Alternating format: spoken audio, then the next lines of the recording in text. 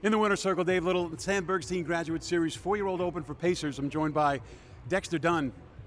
Sabonis, you're going down the backstretch, Dex, and you're going 54 flat, and you got Nijinsky alongside. Did you want to let him go?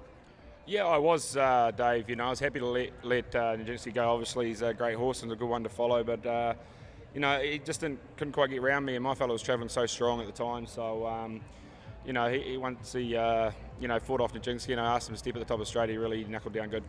Is it a matter of concern, though? Okay, so Nijinsky can't get by, but your horse is still feeling the effects of that. Obviously, you figured that Toddy's going to be coming. So, were you a little bit nervous coming off the turn?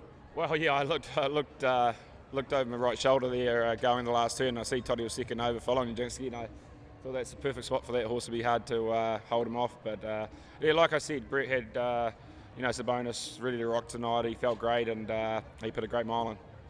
Sabonis' first two starts, not that great. Most recently looked super, and then tonight, of course, the best of all.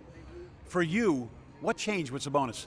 Oh, Brett got him steering a little better. Just took a couple of starts to work him out. He had a bad draw. He didn't get the best of the trip in that second go there, and he proved last week. We changed some gear with him, and we proved last week that he's can compete with them. And it was a hell of a mile, and it gave me a lot of confidence coming into the night with him, especially from the draw.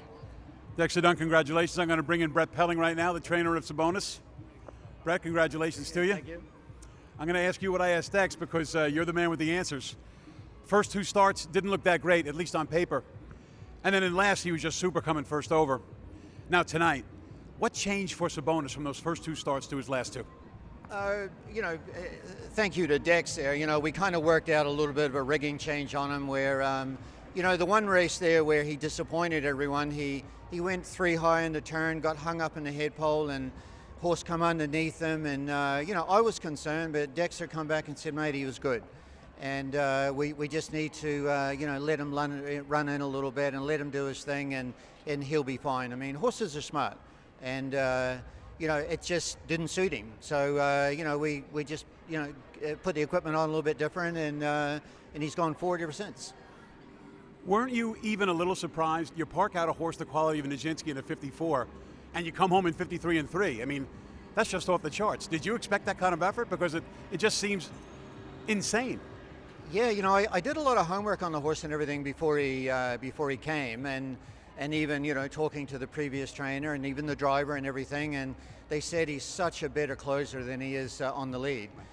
So there tonight, I mean, I know they come home in 26 and a piece, but for me it felt like 40 seconds because I just remember what they said, and I thought, oh no, something's going to happen here, but. He was good. He looked beautiful pacing. He dropped down and he fought that horse off, and he was great. You got your hands on him at the start of this season.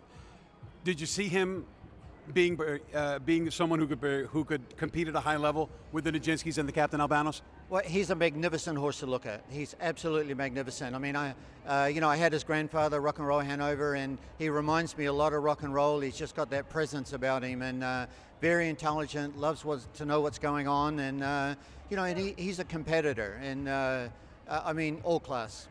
Brett Pelling, congratulations. Sabonis wins the Stan Bergstein Graduate Series final for 4-year-old Open Pacers. Thank you.